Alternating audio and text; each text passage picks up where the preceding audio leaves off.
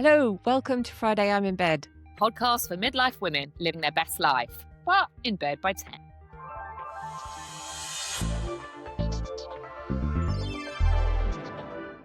So, Kate's on holiday this week. She's off sunning herself in Spain. So, I have invited someone else to come and join me for a moan.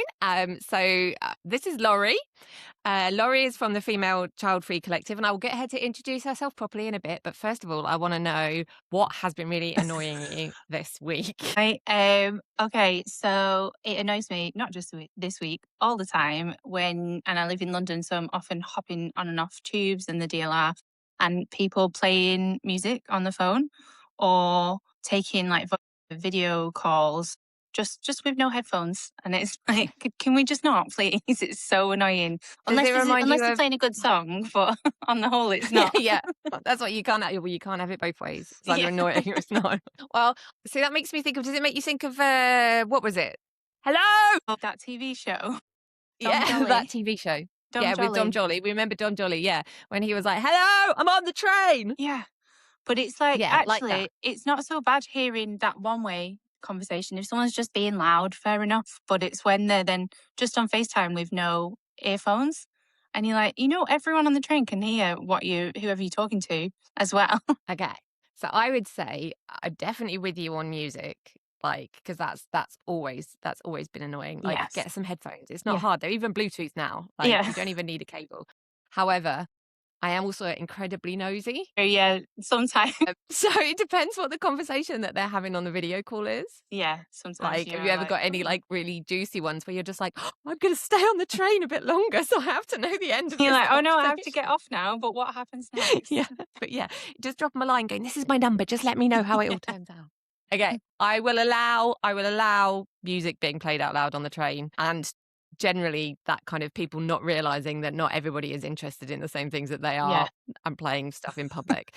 I will allow that. It was annoying when it's cars with their music playing loud, and it was annoying when it was people walking around in the 80s with boom boxes on their shoulders. So it's definitely still annoying now. So you're allowed that one. Thank you. Okay, so and you're a guest.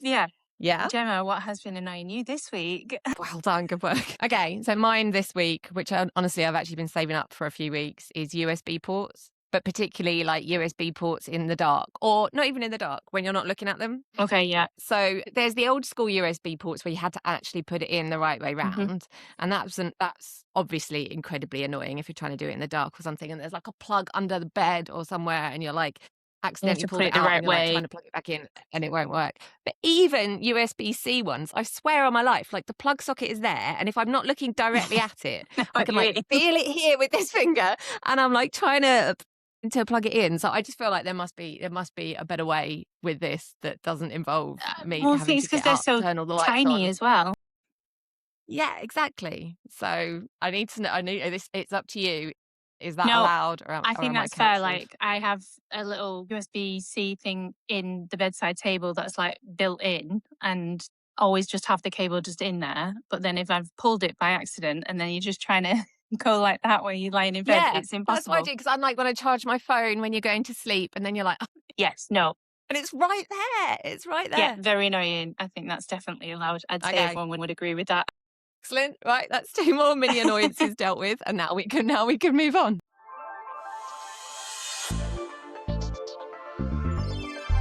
This week on Friday I'm in Bed, I'm joined by Laurie from the Female Childfree Collective. We are talking about the pressure on child-free women to be impressively and visibly productive.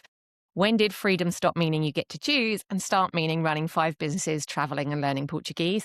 And where does that leave those of us who are child-free but would rather curl up on the sofa with a book than take a cooking class?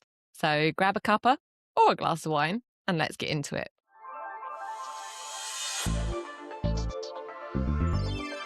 So the first thing, the only thing we're going to talk about today, because we're just doing one topic this week, is the pressure on women, child-free women particularly, to be doing all the things. And we're also going to talk about kind of just being child-free in general, because while Kate's away, I thought now was a good opportunity for me to focus on my pet topics. So this week I have invited on Laurie from the Female Childfree Collective, who I've been following on Instagram for a little while. So, I mean, probably easiest if I just go Introduce yourself, Laurie. Tell us a little bit about yourself and tell us a little bit about the Female Childfree Collective, and then we can start complaining about having to do stuff rather than just sleeping on the couch. Just lying down. Yeah, so I set up the Childfree Collective last October. I'm child-free by choice myself, and I do have a couple of child-free friends, but most of my friends have children, and a lot of them have started moving away from. Like, I live in London, so they've moved out of the city to get bigger houses and a better place to raise your children and all that lovely stuff, which I completely get.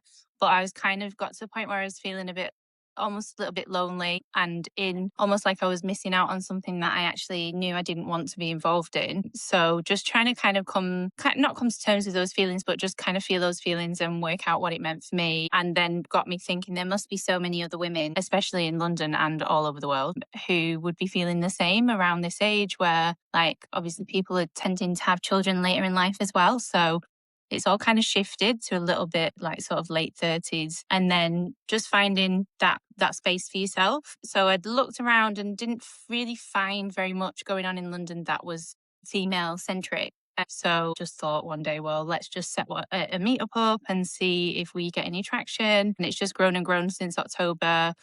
I probably should have written down the figures of how many events we've done and stuff like that. But I think not having your stats to hand is very on brand for this podcast, so that's absolutely fine. We've done essentially one a month since October, and then in January, I'm from Manchester, so I brought it to Manchester to just see if there was any interest there as well. And then again, has blown up there. So we've done one a month in Manchester as well since January. So looking to move out to other cities as we move forward. And it's just been amazing to just provide this space for these child-free women to meet other women who, like, sometimes it's the first time they've met someone else who's made that choice. And it feels, obviously, it's a very different conversation for just women. That's why I'd focused it not to be child-free people. Because we get asked very different questions. Men aren't expected to have children in the way that we are. So it's just been an amazing journey, just kind of looking at these rooms of women just connecting, and instead of being the only person in a room who's made a specific life choice, actually being in a room full of other women who've made that same choice, and just having that, like, oh wow, this feels amazing and freeing. So your late 30s and into your 40s is kind of like a weird time to make new friends as well, isn't it? It's like you have your friends at school, you have your friends at university.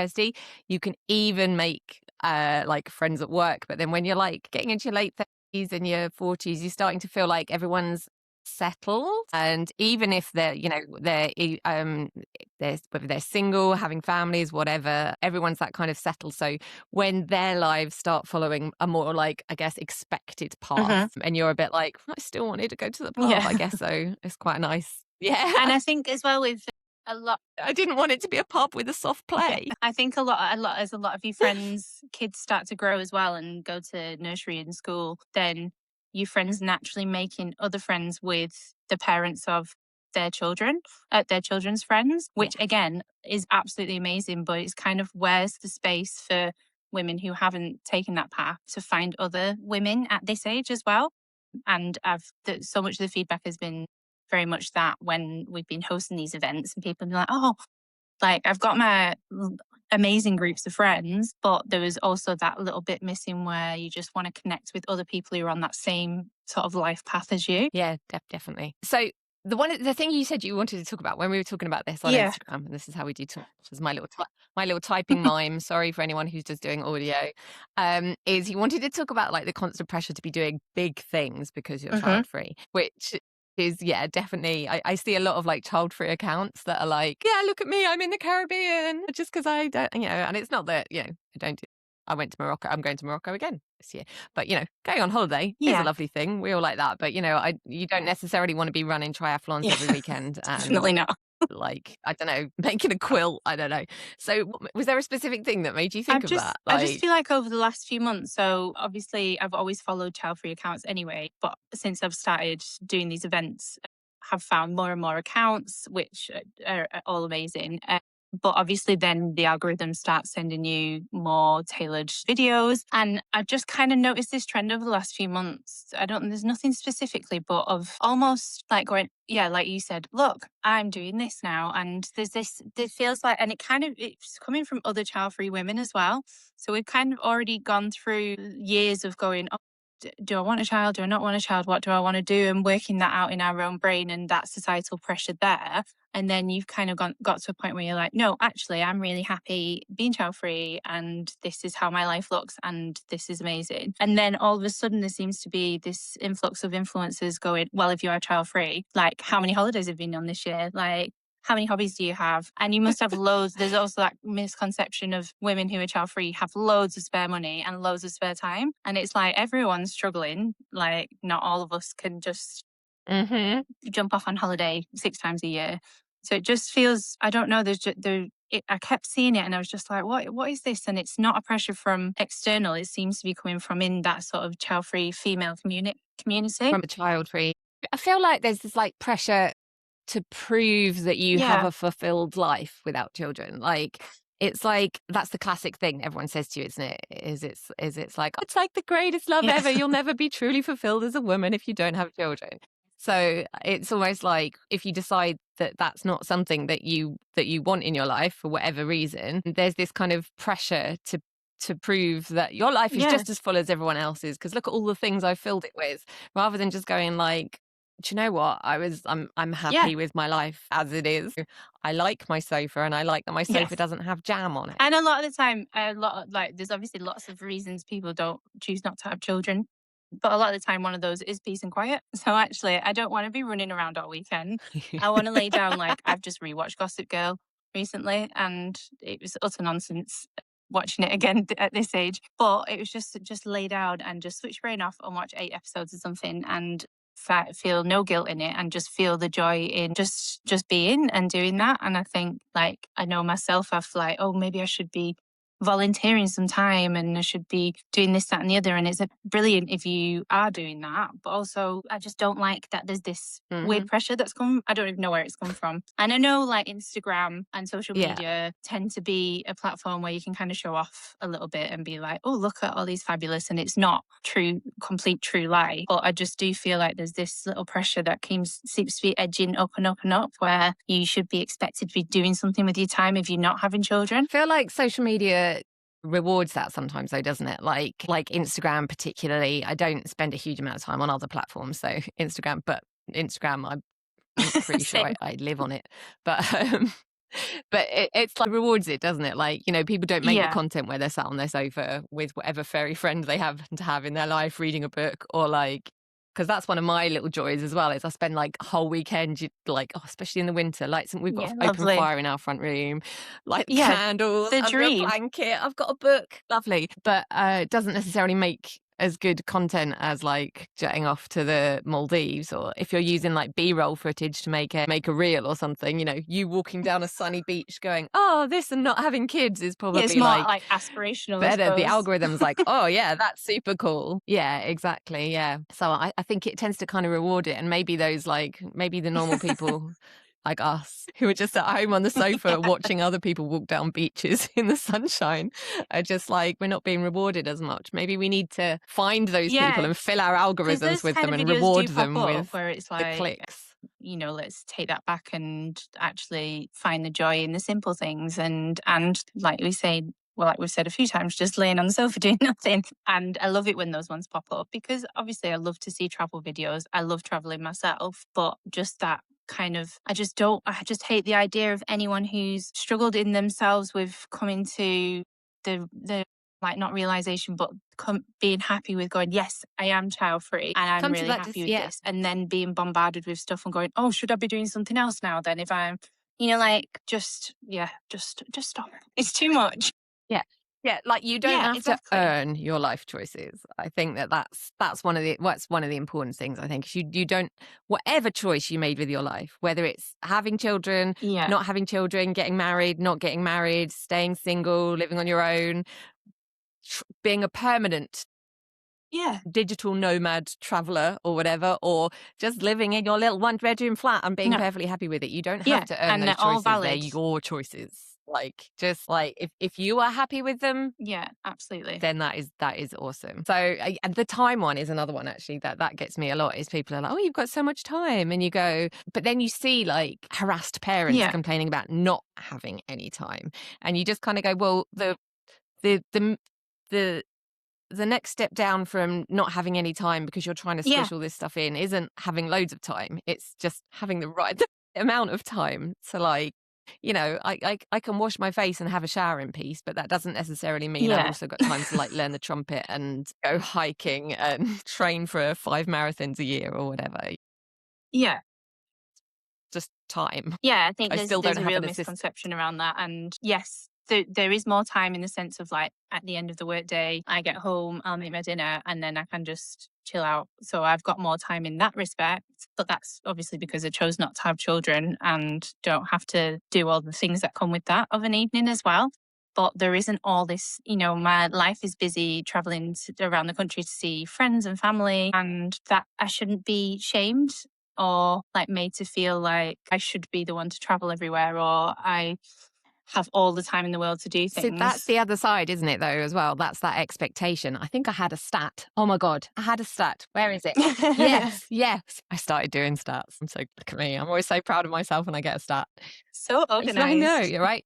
Workplace assumption. This is US data, but 74% of people agree that child-free staff are expected to do overtime more than parents. And around 80% think they're assumed to be more available. It's the US, but that's kind of the other side of the you have so much time, isn't it? Is that thing where, I mean, I know I used to find it. I used to work in a psychiatric hospital. And when they were doing the rotas, like for Christmas, they'd be like, oh, the child-free people can do like Christmas Day.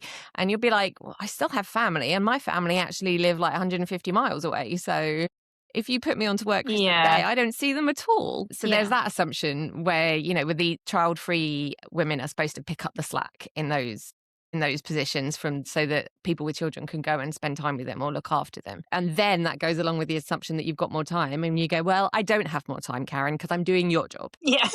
So, I mean, I don't know, what do you do for like a living? Working project management for a big corporate company. So to be fair, all of my team are in the States, so I don't really have that.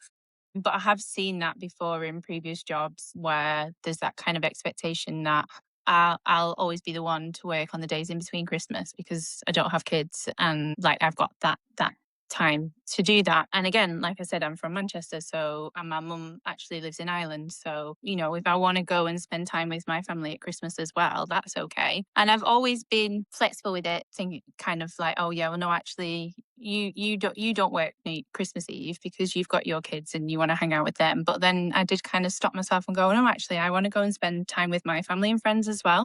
Mm-hmm. So there is that almost like hidden expectation that you should be the flexible one, which I get in some respects. There's like a little bit of guilt there as well, do you think? It's like you don't want to feel like you're keeping people away from their kids because you don't want to work, but also I don't want to work. Yeah. Yeah, main reason being none of us want to be at work on Christmas Eve. Like, just let us all have it all. Yeah. You go, in fact, I want to be out while the pubs are still open. Yeah, absolutely. Just close for Christmas for everyone. Yeah, that sounds like the best option to me. Like, no one wants to be here. No one wants to be doing anything. Just shut it down. It's absolutely fine. I mean, I'm self-employed, so fortunately my boss is fantastic and lets me have at least half a day off for Christmas. Perfect. But when you're self-employed, you can like pour Baileys on your cornflakes and still be at work, nice. So it's fine. Yeah, no one's going to tell you off. There's no HR department. No, exactly. It's Christmas milk. That's what we call it. In our house, it's Christmas milk. You put Baileys in coffee, just like milk. It's perfect. Yeah, absolutely. I agree. Highly recommended. I wouldn't do it with the gin collection. No, that might curdle a little bit. Gin or on cornflakes. Oh, I don't know. Tea. Maybe gin in like a not elderflower tea. Like a mint tea with gin? I don't know. That could work. There was some kind of cocktail that I used to make years ago, which was like green tea, cold, with lots of sugar and like Prosecco. Well, that sounds delicious. So that could be nice with gin as well. Yeah. Yeah, I should find the recipe for that. If I can find the recipe for it, I'll put it in like the show notes. That'll be. So do you want to know what other stats I had? Because I got stats, so I might as well use them. Okay, so. Please do. The fertility rate, which actually I think me and Kate spoke about before, the fertility rate for England and Wales in 2024 was the lowest on record. So there is more of us out there. It was 1.4 capita. Don't know, didn't put that down.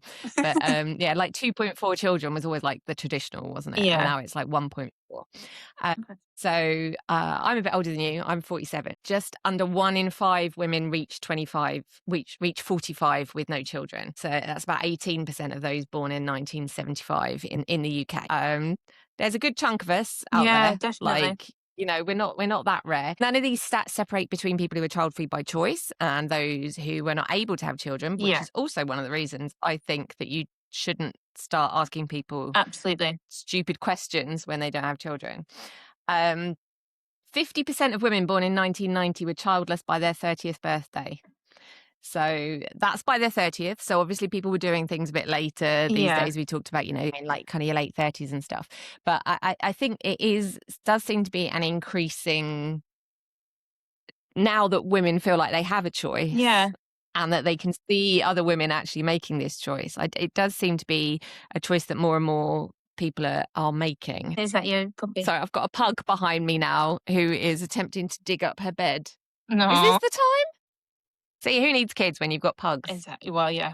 But yeah, I think that I've just totally lost what you said. The more visibility of it. The 1 in 5 and then 50%. Yeah, and then 50% up to 1990. And it's as you see more women making that choice. Yeah, and I think that's the really important thing. That's what I want to, you know, provide that space for as well. There's been a couple of women who've come along who are younger who've said, well, I'm not sure if this is the right meetup for me because I don't know if I definitely don't want to have children. And I'm like, yeah, but it's actually then really useful for you to meet some older women because like when you're 25, 40 is absolutely ancient. And I remember meeting a couple of older women when I was in my sort of mid-20s. And like in my 20s, I was always like, oh, at some point I'll probably have a child. It'll kick in and like I've always known that I've not wanted them, but I think I was like, well, it'll kick in at some point and then I'll go, oh, actually, no, I'm ready to have a child now. And I always found that really confusing. And then I remember meeting a couple of older women, like maybe 15 years older than me, who was like, oh, no, I don't have kids and I'm happily married and have a great time. I'm like, oh, so you don't actually have to. And it was kind of that thing of like really feeling like the odd one out and like almost like, what's wrong with me? Why don't I want to have a baby when all my friends know they definitely do, or majority of, and there's no women in my family who haven't had children really that I could look at. Like my mum's got 4 sisters and 1 brother and they've all had children. So just kind of having that, I don't want to say role model. I'm not like saying I am the role model here, but having someone that you can go, okay, it did work for you and I would never give someone advice and say, don't have children. If you're on the fence, don't do it. But just really allow yourself to think about it and what you actually feel is important in your life. So I think just having that bigger visibility of it and more people speaking about it, and there are so many more people talking about it these days. And I just think that's brilliant to just let people know they're not weird in how they're feeling or alone in how they're feeling. You might be weird in other ways, but we're all weird. This is what I feel This is one of the things I do like about social media is the way that we can see ourselves out there. If they're out there, we can see ourselves out there. It's not kind of controlled by, sounds a bit conspiracy theory, but do you know what I mean? It's like not controlled by like the traditional media. You know, we can find those people who are living a slightly different lifestyle than the norm maybe and like made those decisions. 'Cause I was the same. When I was a kid, I always said I didn't want children. And obviously everybody said to me, oh, you'll change your mind when you get older. And I just never did. And then I was busy and I was just doing stuff. And I didn't want children. And I had some friends who had children a lot later in life. But I think some of them had really always thought that they would have children. Whereas I just didn't see it happening. I just couldn't like picture my life. I could never envision it. Like, how will it? Because I've been with my partner since we met when we were 24, and we've been married for 8 years. So you know, I met the right bloke. Because people are always like, when you meet the right man, you'll change your mind. I'm like, yeah. Oh yeah. What about you haven't met the right person? Like, I'm married to him. Is he not the right one? Like, I'm pretty sure he's the right one. And just feeling like, oh, well, maybe it will kick in. Like I said before, at some point, I'll wake up one day and go, oh, I'm ready to have a baby now. It's finally happened. My mother gene has appeared. My ovaries have broken up. Quick. Well, this is, I mean, we've me and Kate have spoken about this a few times recently. We were talking about, because it's very, the world's going a little bit Handmaid's Tale at the moment, isn't it? And we've got people like, was it JD Vance talking about childless cat ladies and the stereotype of what women without children are like. And I think that is one of the things, and it ties back to what you were saying about that pressure to do stuff as well, is that he said childless cat ladies and it was supposed to be an insult. Yeah. But I do think that then there's like women out there who went, that sounds amazing. You mean it's just me? No. Mm. That's terrible. What an awful life decision I've made, right? Exactly. That is exactly the thing. So it ties back into that pressure to do things as well. Like, no, just being at home in my tidy flat / house with my cats, or pugs in my instance, I'm allergic to cats, and my books and Netflix and a bottle of wine and a bar of chocolate. Oh no, what an awful. Yeah. I've seen a few where it's been like, you'll be alone with your cats and books. I'm like, that sounds perfect. It's like, that's all I want. So sad. Really awful. Maybe if I want to, maybe I'll go on holiday to the Maldives and walk along the beach they're always, the ones that do that are always like 6 foot tall and like a size 4 as well, aren't they? They're like, oh, I was accidentally a supermodel that chose not to have children, and also I'm really rich and live in a massive house and like walk down the beach. Fair play to you. That is absolutely fabulous for you, but yeah, it's not really representing the fabulous masses. But also we're talking about representation. I can't see you stood up or anything, so I'm just talking about myself here. There are some short, slightly chubby ladies who also chose not to have children and like to just watch random shit on Netflix on their own on a Sunday afternoon under a blanket in their pajamas. That's also fine. Yeah. Without optimizing your entire life. Yeah. There you go. That was one of my things I had written down. Who do we even see represented? Is there a child-free woman in midlife culture who isn't either tragic or a billionaire on a yacht? Yeah, that's very true. And I think that's a good thing, like we said before with Instagram. There are people that are coming through who are getting these big followings who would be a really great middle ground representative. But like in general culture, I can't think of any. I should have done a little research on that and put them down. No, definitely not obligatory. I can think of people like Jennifer Aniston, for example, never had children. Again, we don't know with a lot of these people whether it was like a conscious decision they made or whether it just never happened. Jennifer Aniston never had children. Drew Barrymore, I absolutely adore, did not have children. So these are some of the people that I kind of looked up to a bit, I guess, when I was like a teenager. And they just never had children. And obviously there's been the one with Jennifer Aniston, like the speculation around her for years and years and years. And like you touched on it before about not asking people why they don't have children. Because I've had that question so many times over the years, especially considering I've been in such a long-term relationship and I'm married. And it's kind of shifted now where people will say, oh, have you got children? And I say no. And they're like, oh, because I'm older. And I'm like, no, I chose not to have them. And then they're like, oh, okay. And they can't quite understand it. But when you're younger, just that constant speculation of when are you two going to have children? I could have been like trying and been really struggling, and it could have like, broke my heart every time someone asked me that. Thankfully I wasn't. So it's just like, I don't want children, leave me alone. But is that what you, so that's what I was going to say is, what do you say? What's your answer to that? Like I said, now it's kind of shifted because people aren't as expected of it, as I'm coming up to my 40th this year. And like people who know me specifically are like, they've given up asking a long time ago. And I think also because it's been so long, people now are understanding it a bit more. But I still get the odd random question from someone you don't know so well, like from work or a neighbour or something. And I used to think of all sorts of different things I could say and then have backup responses to what the backup questions may be. And now I'm just like, I just don't want them. It's never been for me. I don't want children. And then if you kind of just that blunt with it, it almost sends people off guard. And then they're like, okay, then. And they're like, oh, okay. Like, oh, so sad. See, that's kind of my polite answer. See, I was 41 when I was diagnosed with multiple myeloma at 41, and I had a stem cell transplant. So just a little bit like older than you are now. So I was already getting to the point where people were going to stop asking, because obviously my ovaries had shriveled up like dried raisins, and so I was already getting to that point. But the stem cell transplant put me into medical menopause, which is what I'm going to talk about next week. There you go. Oh, plug. So that put me into medical menopause. So essentially put paid to any, people have children over 40. It's not like, impossible. It happens. But essentially that put paid to any chance that was going to happen anyway. Like I said, wasn't something that I had planned to do anyway, so it's not a problem. However, it does mean that I have a convenient little backup now if people are really irritating me and you really want to embarrass them if they ask you stupid questions like, why didn't you have children? Well, take a seat. Unfortunately, I was made sterile by my incurable cancer treatment. That's a face drop. I can imagine. Like, if ever you I can just say you take great pleasure in that as well.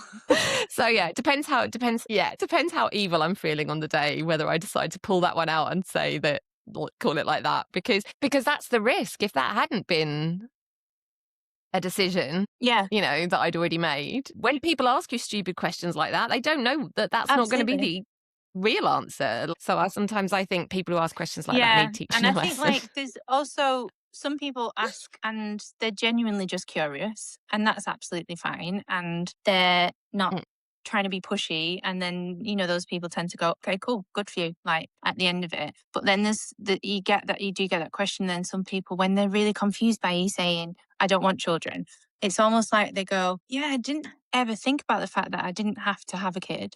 And that's their own, trying to work it out. I think that's one of the things. Oh, yeah, actually. And I'm like, well, you've had 3 now, so that's tough. Too late to you. Yeah, but it's a bit late. You're Can't asking take in it a back. respectful way. It's absolutely fine. But just to remember that the reason might not always be just because a person's chosen not to have them, or they could still be trying. And like I said before, it'd be absolutely heartbreaking to constantly be said, when are you two going to start trying? Then it's like, I could have been trying for years, and at the end of that journey and being like, for all you know. And also, my sex life is none of your business. How rude is it? But then I have heard from when did you two last do it as well, who do have children? They've had one, and then as soon as they've had the first one, they're like, when are you going to have the second one? And it's like, are you joking? There's no winning for women, which is generally the case anyway in everything. But also that thing of that is generally the case. She's just had one, let her recover, and if she may only want to have one child, it's not up to you. And again, why are you asking about the sex life? Why are you so invested? It's weird. See, I tend to find, from my perspective, that the questions like that quite often come from older people. And I think, so it's your aunts and your nan and those kind of people that might ask those questions. And it tends to be possibly from a place where they didn't even realise that it was an option for them not to have children. That's what they were going to do. They were going to get married. They were going to have children. That was it. We're really the first generations that live in it where we have that real choice. That are really making that kind of real conscious choice without it being completely radical. Whereas I think that the questions from the other side, from kind of younger people, are or younger women particularly, are quite often on that more curious side.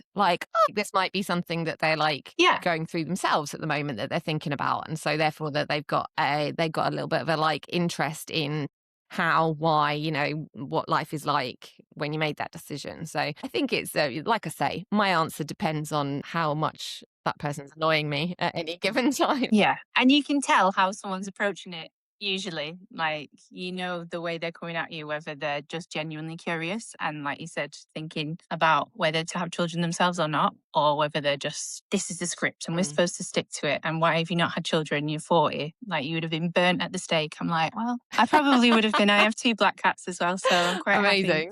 The thought of being a witch in the old days who owns a house with 2 black cats, I would have been straight on the bonfire. Yeah, straight on the bonfire. At least you'd be warm. It's fine. But there was an interesting statistic, actually. We brought this up last week. I can't remember what we were talking about now. But that when they interviewed, they did a poll of a load of Gen Z boys and girls. And child-free men were more likely to say they wanted children than child-free women were. So I feel like there's probably there's definitely a thing there with the expectations that go with having children with women, which is why I was interested when you were saying, it was from a female perspective that, for that pressure on women. And there was kind of quotes from a lot of people saying, well, I'd have children if I could be a dad. Yeah.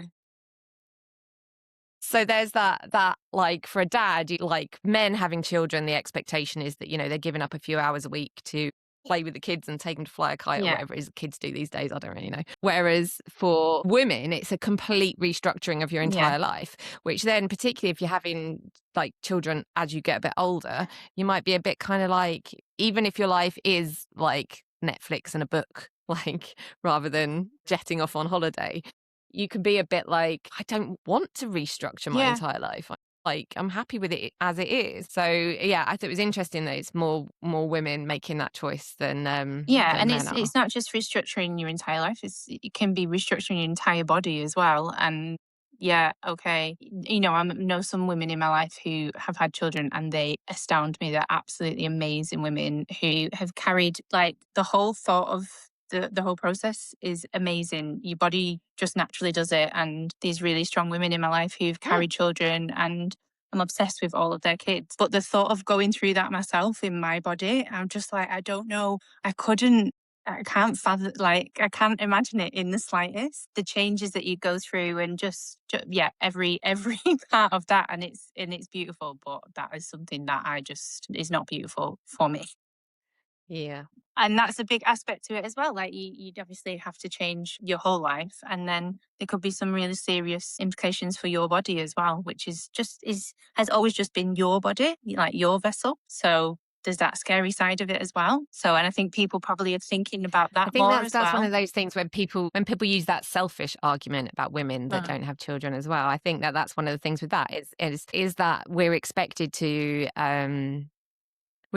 be fine with that change in our bodies and our lives and everything, because to do that for someone else, we're expected to be kind of happy with that, and it's somehow considered selfish for us to say, well, that's not for me. Like, I don't, you know, even people who will argue that, you know, it's your body, your choice, there might still be that in the back of their head that somehow women are supposed to be happy with accepting those changes for themselves, if it's for and people. And you're obviously, on the most part, if you are choosing to have a baby, you're doing it for yourself because you would like to be a mother and a parent and all that lovely stuff that comes with that. But you're also doing it for, well, again, on the whole, for the partner that you're with, because they want to have a baby. And then also, not to go too deep, but also the baby doesn't, like, you know, the whole thing of being selfish, and if you don't have a baby, and it's like, that baby didn't ask to be born. So you're not being selfish against an unborn baby that hasn't even been conceived. And like, yeah, I mean, that gets brought up as well. The same people that will call you selfish are also the same people who'll ask who's going to look after you when you get old, of course. There's so many things around that, and that, the who's looking after you when you're older thing is bizarre, because there's so many different examples in my life. I won't go into them in too much details, but like, where, you know, friends have moved to the other side of the world and their parents are here, and so that, not that their parents would have had them for that reason, you need to stay here and look after me when I get older. But there's, you know, if you have a child, they could go off and do all sorts. And, you know, sadly, you could lose touch with them, or they could just live in a different part of the world, or even just a different part of the country. So there's no guarantee that someone's going to be there to look after you anyway. And when people are saying look after me, in what respect? Like, are you literally wanting them there to wipe your bum, or like emotional support? There's people you can pay for that with all the endless money you've saved. Emotionally, I hope that I will have a great group of people around me when I am older. If I do need support, I would never think I would expect my children to be that support for me, because you're not just giving birth to a child.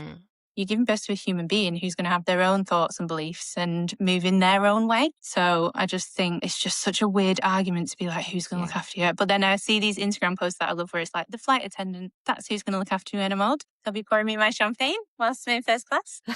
See, then we're rewarding that that hustle culture thing again, though, aren't we? When we're like, yes, so I rich will be on a because of all the plane money I've drinking not spent on champagne. I just haven't got there children. yet.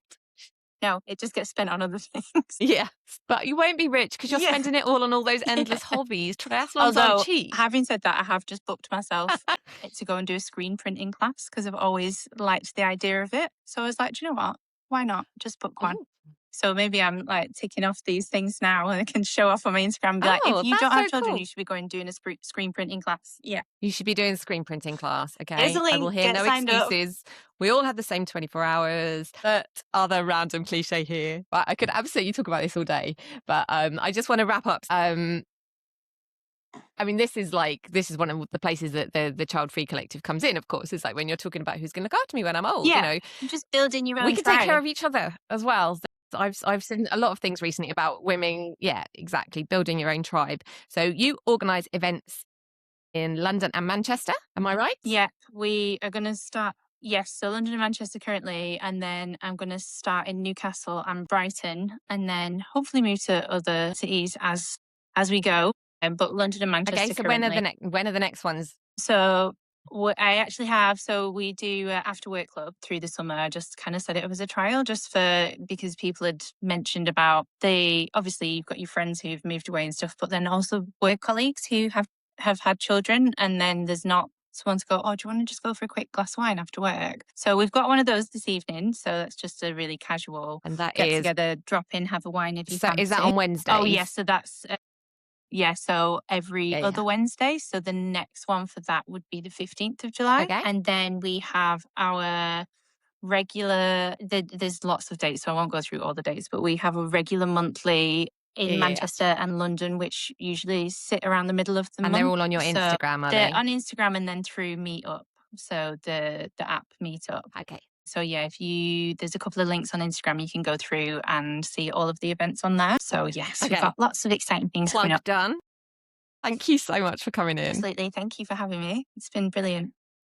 Thank you for joining us for another roundup of midlife chat, hot takes, and occasional moaning. Well, quite a bit of moaning. Make sure you hit subscribe so your podcast app gently nudges you every Friday, because honestly, who remembers anything without a reminder these days? And also, we like people liking us because we're very needy. And if you fancy being extra lovely, leave us a rating or a review. It helps more brilliant women like you find us. Have a great weekend, everyone, and make sure you find time for yourself. You deserve it.